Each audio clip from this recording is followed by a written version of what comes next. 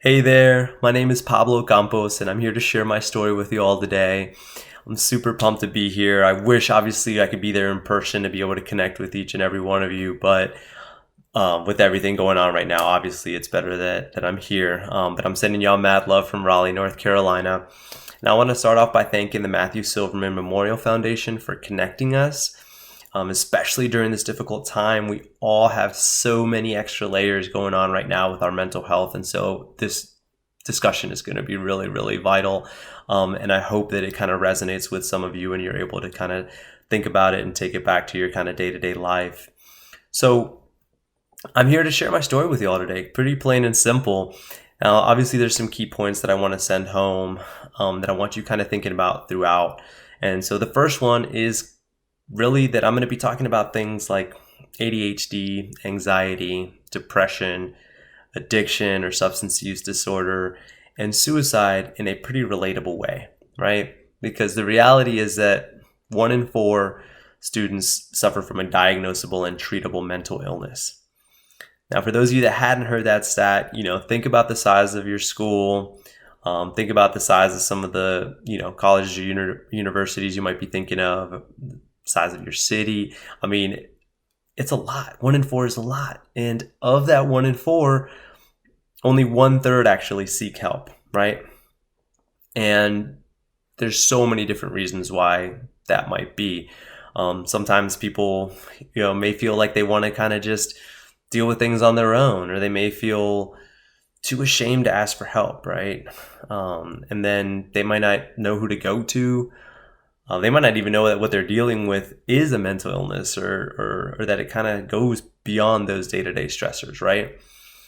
And then there's stigma, right? We've all heard of stigma. It means, if you haven't, it means that it's like a negative connotation around something. In this case, I'm referring specifically to stigma around mental illness or about suffering from some sort of mental illness or mental health issues, right? And so there's so many reasons why people don't seek help. So that's going to be the first thing, is I'm going to be kind of just opening up the conversation, talking through it, and hoping that helps you open up a conversation in your life. The second thing that I'm going to want to be talking about, the second point that I kind of want to emphasize, is how important opening up that conversation is, and just talking about mental health issues or mental illness can be. Because the reality is that there might be two types of people, right? There might be somebody on one hand that, they may not have had the education or the awareness to know that what they're experiencing, what they're going through, is a mental illness, that it does go beyond the day-to-day stressors that we're all feeling, right? And so they may not know that there's help that can be sought for it. They may not know that they're not alone, that there's other people going through this, a lot of people. And so on the other hand, you might have somebody that they may very well know that they're suffering from severe depression or from anxiety or from ADHD, but because of the stigma, because they feel like they can't talk about it, they don't seek help, they don't reach out, they don't tell their friends. And so we want to talk about how education awareness can really play a huge role in helping those people get connected with the help that they need, and overall change the conversation around how we perceive mental health and mental illness and all that. The last thing that I want to talk about is going to be really the situation that's going on now, because it's really, it's a lot. The story that I'm going to share with you hopefully will inspire some hope in you all, that you can push through, that you can seek help, that you can connect others to get help.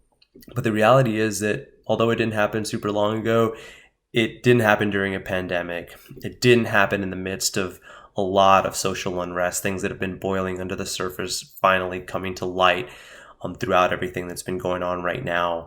It didn't happen throughout all that. And so there's added layers to that. And we're going to talk a little bit more about that and how to push through.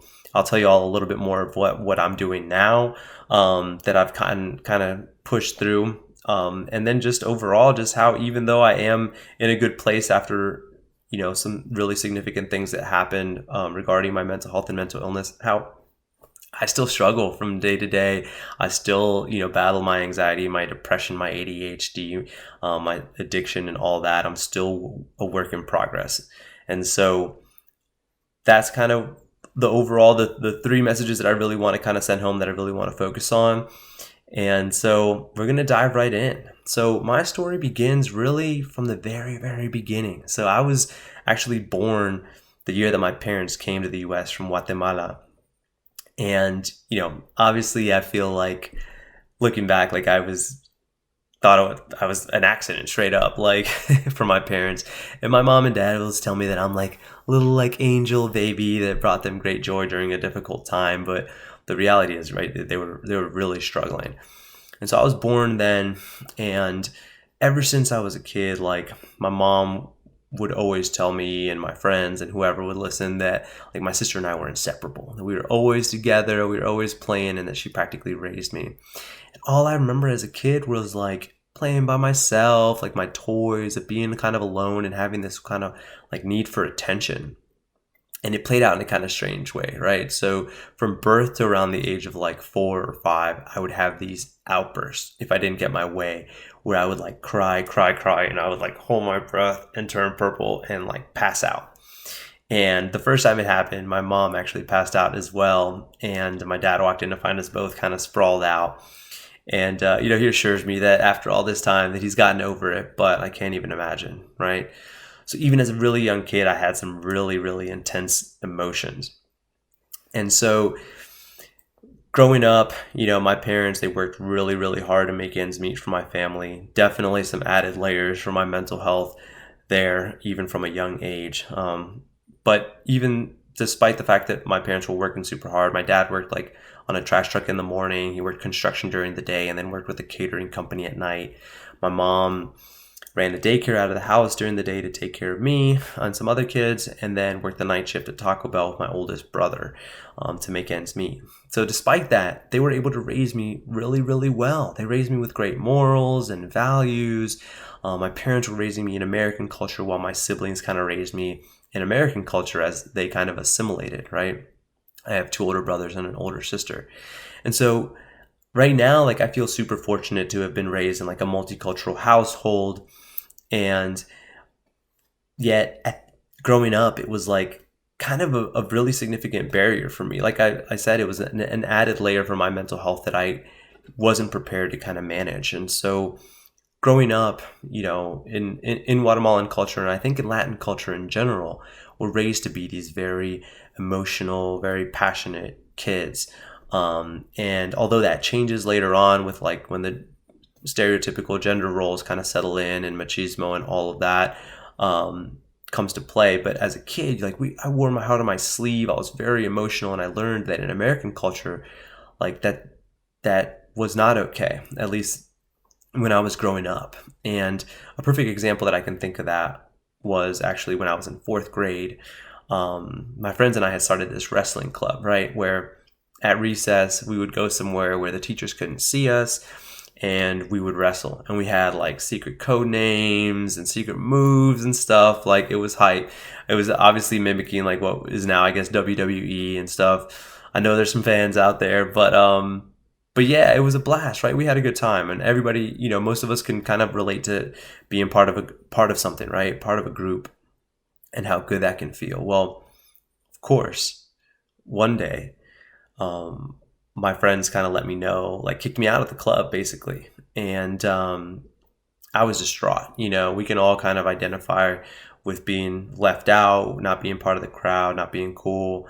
And I went home, and I was really, really sad about it. Like I cried, and I broke some of my toys. I lashed out at my parents, and back then a lot of my sadness and stuff turned to anger because I didn't know how to manage my emotions. I had no idea what was going on with my feelings and all of that. And so I lashed out and cried, and my parents didn't know what to do. And finally, I thought of this great idea. I was like, oh, I'll just pull up the school directory. I'll call all my other friends and see, if they still like me. And so, I called a bunch of people, and back then, people had landlines and answering machines and stuff. So if you could imagine, like, I don't know if any of you have siblings, right? But a 4th grader, or in this case, a 4th grade me, calling, it sounded something like, "Hey there, hey, is Timmy there? It's it's Pablo from school. I just want to see if you still like me, if you still want to be my friend. Okay, thanks, bye." Be like, what's wrong with that kid? Like, what's his deal? Like, who's watching him or whatever? And so I left a bunch of messages, right? And so I go to school the next day, and of course, like, my boys come up and are like, "Oh yeah, like, you're back in the club now. Like, we kicked out Timmy, like, whatever." And I was just like, what? And I was like, but that was a really, really pivotal moment for me, because I remember thinking, even as a fourth grader, I was like, I can't let them know that I was struggling. I couldn't let them know that I was crying, that I was distraught, that I broke my toy. Like, I couldn't let them know that. I couldn't let them see that. So even as a fourth grader, right, even though to this day I can remember the gut-wrenching feeling of being left out, I quickly learned that I had to put this mask on. I had to put on this facade to let them know that I was cool, that I was one of the guys, that I could hang, and that I wasn't fazed by it. And that was a really pivotal moment for me. So I started then to kind of put this mask on and not let people know what I was going through. And that was critical, because I feel like the culture or our society kind of endorsed that. Like, it was okay to not show your emotions, to not let people know what was up, to be cool, to hang out, to have friends, to do all of that. And so I started at a really young age doing that and getting good at it. So that kind of putting on that facade, putting on that mask, that started to create this kind of internal pressure, right? Had a lot building up. At the same time, I was going through a lot of the day-to-day stressors that we deal with throughout life, and especially growing up, right? So growing up, it's always about, what a cool kid should wear, what music you should listen to, how many friends you should have, what sports you should like. And later on in life, like, what kind of grades you should get, what school you should go to, what you should major in, how long it should take you to graduate. And even after that, right? What kind of job you should have, how much money you should make, what relationship you should be in, and how, like, happy you should be with all of it, right? So should is a word that to this day I try to avoid, because it's very black and white. It's either should or shouldn't. When in the reality is that life is made up of so many gray areas and in between that can oftentimes be so much better and more enriching, right, than the shoulds or the shouldn'ts. And so I had a lot of that going on, right? So I mentioned I have two older brothers and an older sister. So my two older brothers are 10 and 14 years older than me. My sister is 4 years older than me. So by the time I was in sixth grade, one of my brothers was at MIT and the other was at Penn. Two, pretty decent schools or whatever. And so all I would hear from whoever, right? My teachers, my friends' parents, my coaches, all I would hear was like, wow, like, look at what your family's done since y'all got here. Like, your brothers are going to such good schools. Like, you're next. You're going to do that too. And like the first couple of times it was like, oh, all right, like, I'm proud of my brothers. I'm proud of my family. Like, dang, like, maybe I could do that too. Maybe I can go to a good school or whatever. And, but every time after that, it became this like broken record of just like, you have to do good. You have to succeed. You have to go to a good school or you're going to let us down, or you're going to be a disappointment, or you're going to be a failure. And it became this toxic pressure, right? And I know now, right? I know now in hindsight, right, it's 2020. Like, I can see that those people wanted good things for me. Those people maybe even believed in me in a way that I couldn't believe in myself.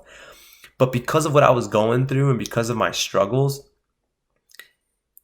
all I heard, it just became this toxic pressure, right? And so on top of that too, my parents came to the US for me, and they would tell me that they came for the American dream, right? They came to give me a good life.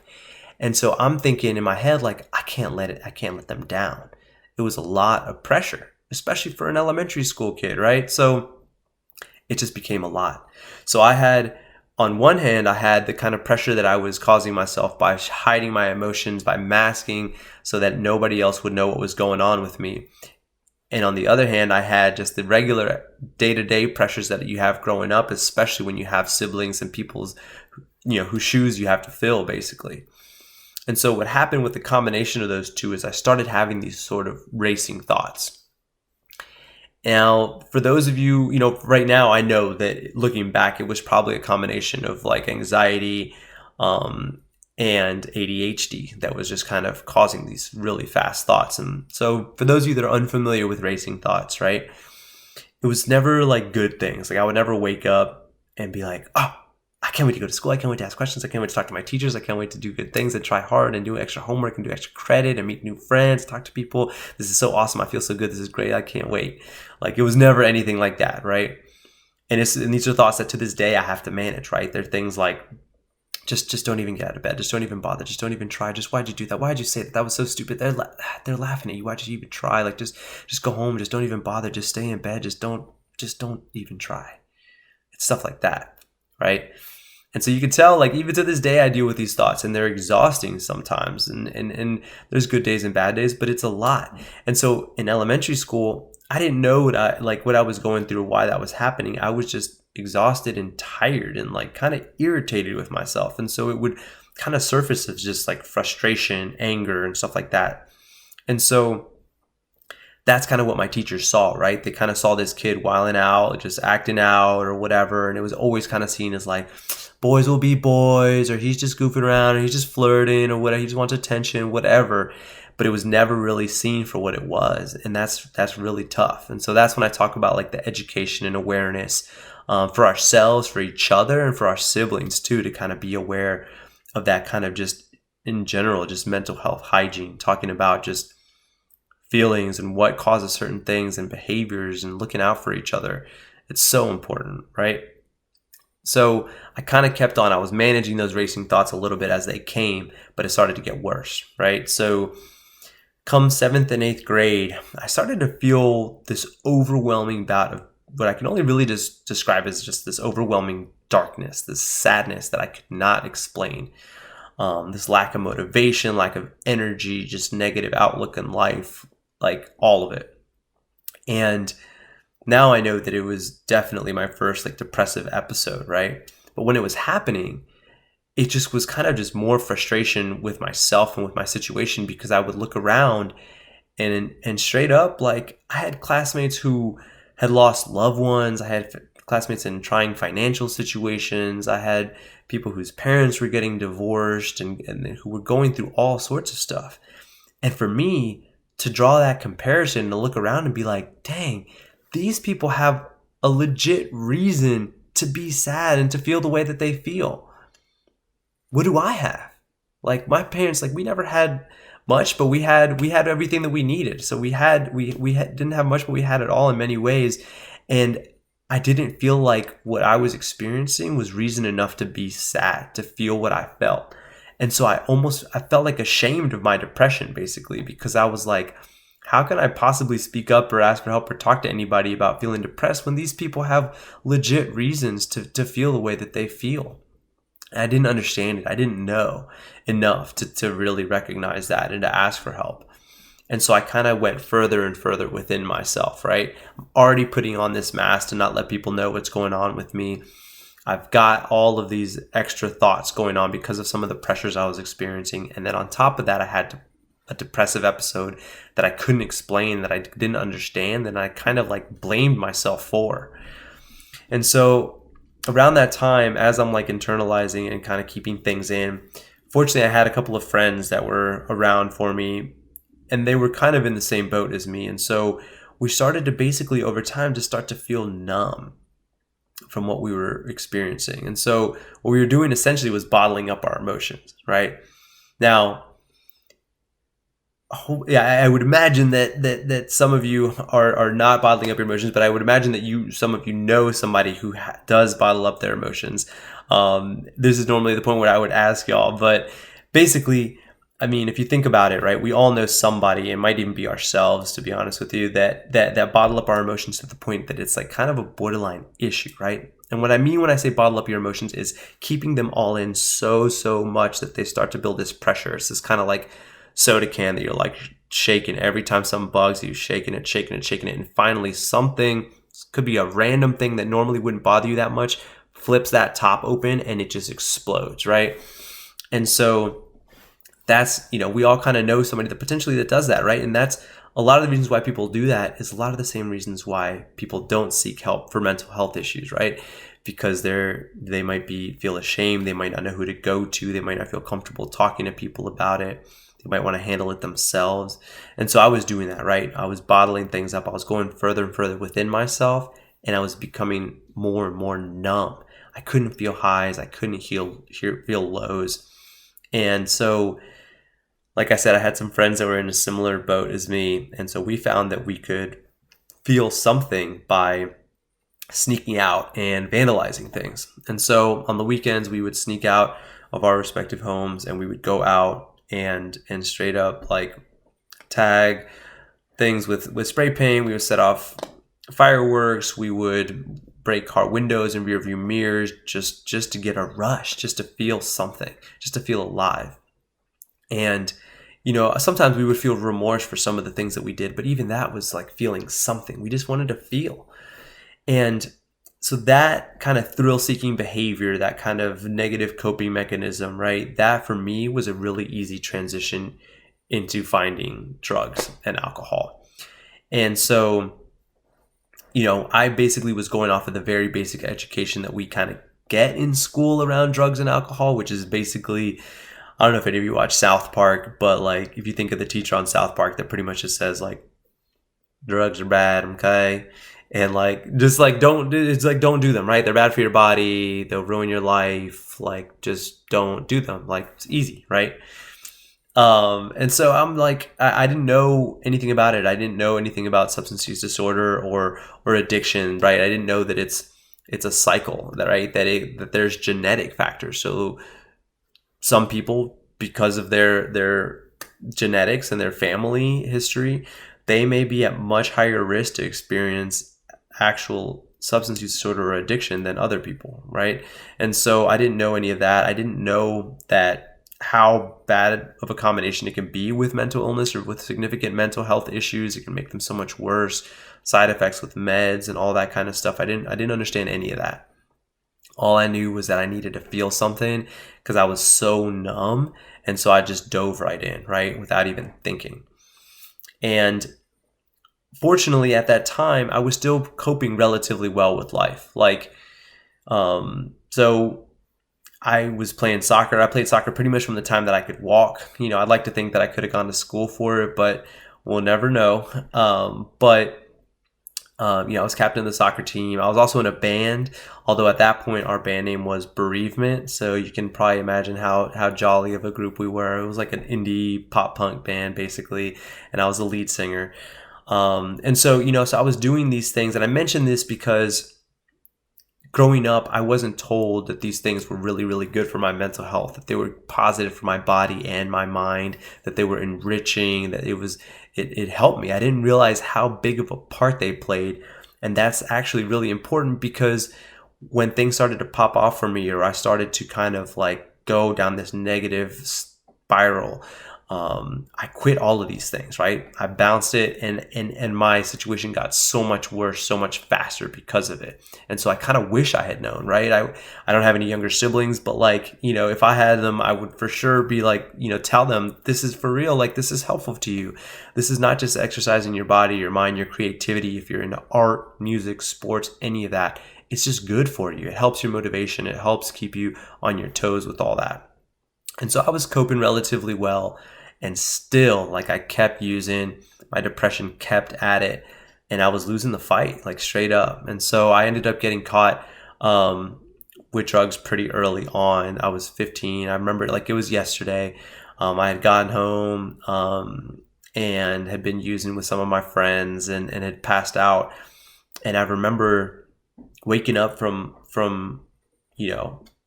just being high and being all over the place or whatever, and hearing my mom talking on the phone like to somebody about me. And I remember having this kind of like gut dropping sensation in my belly, and I finally started to pay attention. And in my head, I'm like, Mom, like, I'm taking this solid nap, like, chill, like, for real. And finally I pay attention to what she's saying. She's talking about me, and she is talking to somebody about getting me help, like, already, right?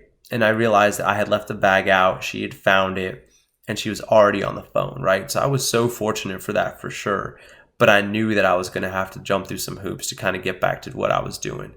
And so, the professional that she was talking to basically told her that with some group and some individual sessions, like some outpatient rehab or whatever, like I could potentially like nip it in the bud and I could get better and it would be fine. And so I started kind of to do that, right? I started therapy. I started to actually learn a lot about what I could be going through. Although early on I got some diagnoses that didn't feel like they really fit for me, but I started to learn about what depression was, about what anxiety was, about what just mental health in general was, things that I didn't know from very early on. I got put on some meds that were kind of help balance me out as long as I wasn't using drugs, which I later continued. But they kind of balanced me out for a little bit. I went in some groups and I was learning some things about how big of a part, drugs could play in your life if you have a strong family history of addiction and stuff like that. And so the progress started, but it was short lived. Like still, I was so ingrained. I was so good at putting this mask on. I kind of cruised through these programs and checked all the boxes and did what I needed to do, but I wasn't ready to get better. I didn't want to get better. I was so resistant because of how I had been brought up in a society that kind of told me, like, don't let people know how you're feeling. Just cruise through it. Just play it cool. That'll help you have friends. That'll help you be popular. That'll help you do everything you need to do. That's it. And so, I kind of graduated from the rehab program. I stayed in individual therapy, but I didn't really want to get better. I just wanted to get back at what I was doing. And so I did. So I was doing hard drugs by sophomore year. Things had started to pop off. And by like junior year, like I'd said before, I quit a lot of the things that I was doing. I was no longer the captain of the soccer team. I was no longer the lead singer of a band. I had a whole new set of friends that were just trying to have a good time. They kind of didn't really care much about themselves, much less about me. And I just went down a really dark path. And the summer from junior to senior year, I had worked from the time that I was old enough to work, and I had saved up a lot of money and stuff like that. And so that summer from junior to senior year was bad. I literally blew all the money that I had saved up away, and the pressure started to build, right? So I get back to school senior year, and in that first week of senior year, everything came crashing down. I couldn't afford my drug of choice anymore, so I was drinking a bunch. And as I hope most of you know, alcohol is a depressant for your system and for your mental health wise in many ways. And so, I get back to school, and I had come off of a whole summer of hanging out with all of my kind of like just party friends, like junkies, kind of, no offense to them or to junkies, but I had come off of a summer from hanging out with them, and I get back and I'm around all of my successful classmates. Like a lot of my friends had already gotten into colleges by, the end of junior year, and they could kind of just cruise senior year. And I start to build this panic in my head. I start to think back and have these flashbacks to everybody that told me growing up, you're going to do great things. You're going to go to these good schools, your brothers, like, wow, like this is awesome. Like you have so much potential. And so I would go to my counselors like in this first week, and I would go to them and what was initially these talks of like, wow, what do you want to do? You can do whatever you want. We can help you get there. Like, what school do you want to go to? Whatever. Like, we can help get you a scholarship, this and that. All of those conversations had now turned into like, what can we do to help you graduate on time? Like, is it worth taking higher level classes if you're just going to fail out or skip? Like, and so I started to that pressure really started to get to me. Like I said, I wasn't on the soccer team anymore. I wasn't singing in a band. My friends didn't care a whole lot about me. And, I just started to feel like I let everybody down.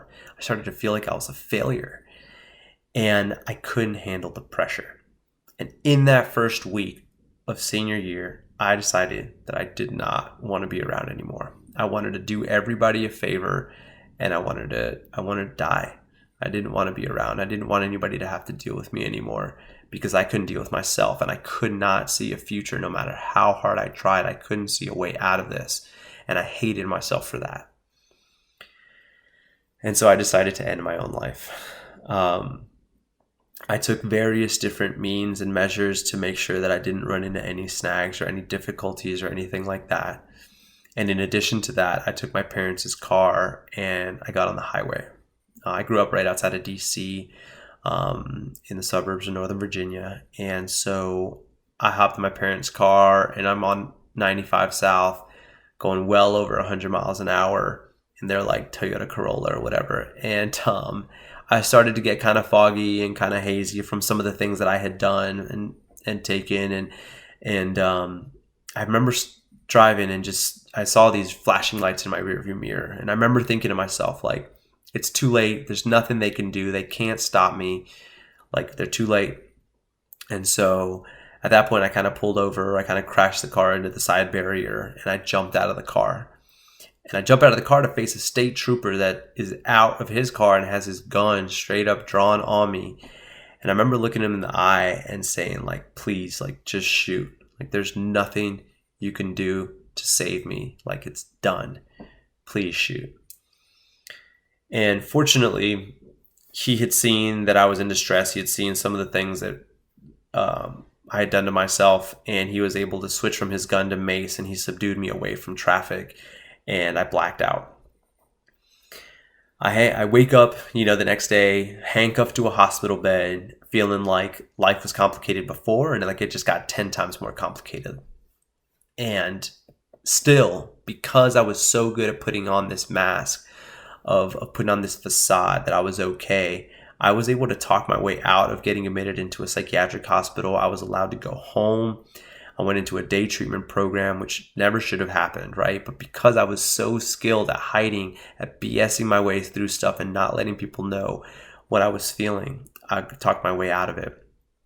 So I went to a day treatment program. I made some progress. I was highly medicated and all that, but I still didn't want to get better. I still didn't feel like I could, really. And so eventually I was in an outpatient program, which is like every day, but at night in the evening I had groups and stuff like that.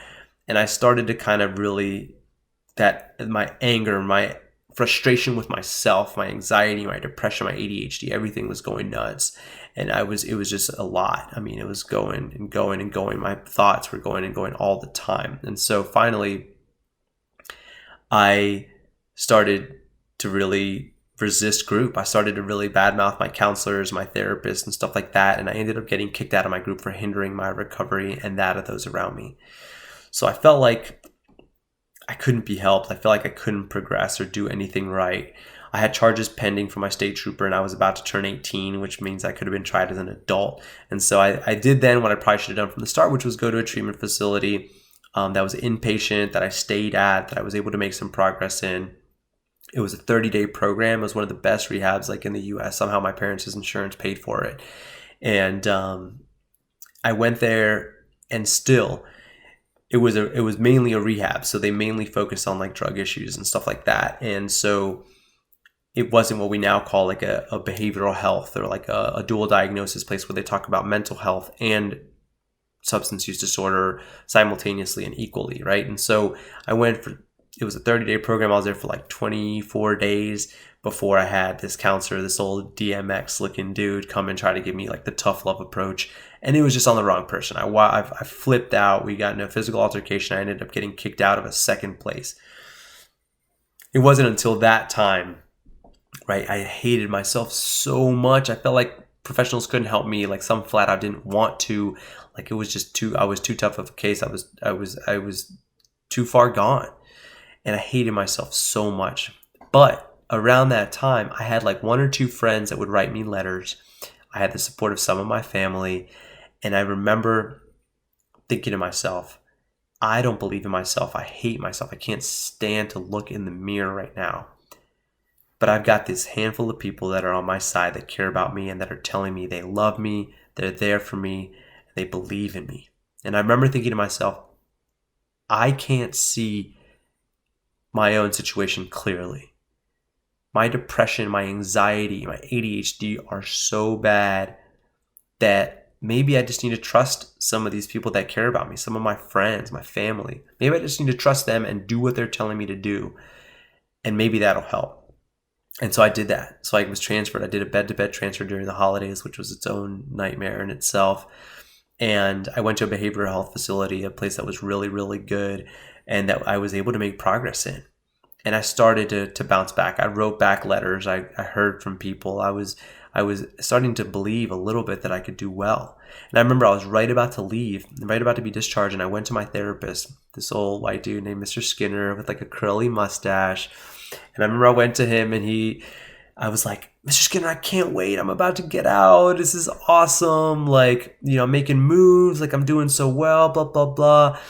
And I remember him just like twirling his mustache and just like rocking in his chair and looking at me. And he was like, Pablo, your true test isn't going to come when you're sitting here in a place where they're telling you when to eat, sleep, and go to the bathroom. Your true test is going to come when you get out there in the real world and real life hits and stuff hits the fan and things pop off and life throws you a curveball.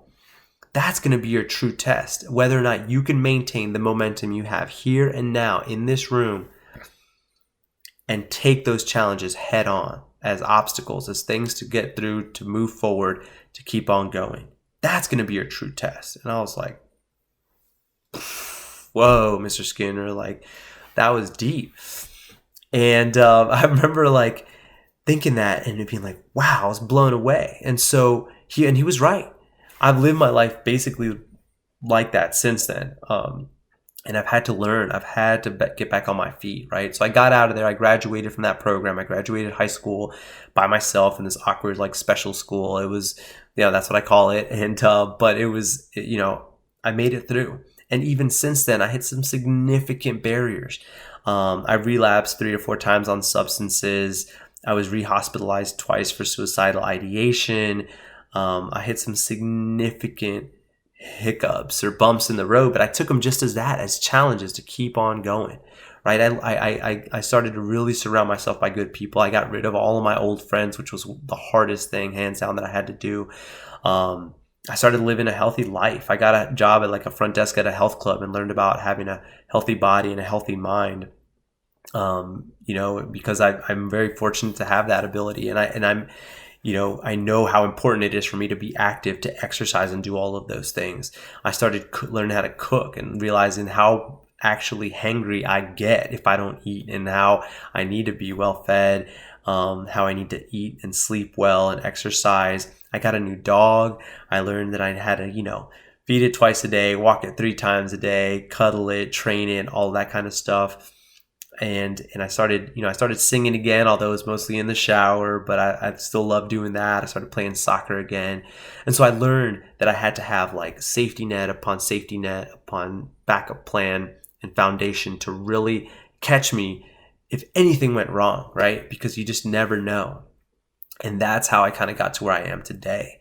And the layers, the amount of things that are going on to this day right now, I feel like I would not have been prepared if I hadn't dealt with a lot of what I had to overcome and what I had to go through. And so believe me when I say that I understand, even though, everything that I went through, it was really hard. And there was a really, if things didn't go exactly in a certain way, there's a good chance that I wouldn't have been here with you all the day to share my story with you.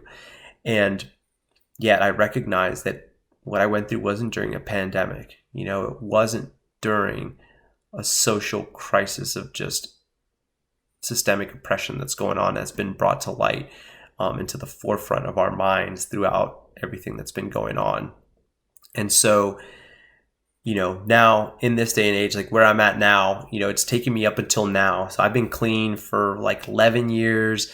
I have family. I'm a therapist. I got my master's in social work. So I'm a clinical social worker. I'm a therapist. And I see clients mostly with trauma that have experienced sexual abuse, problematic sexual behavior.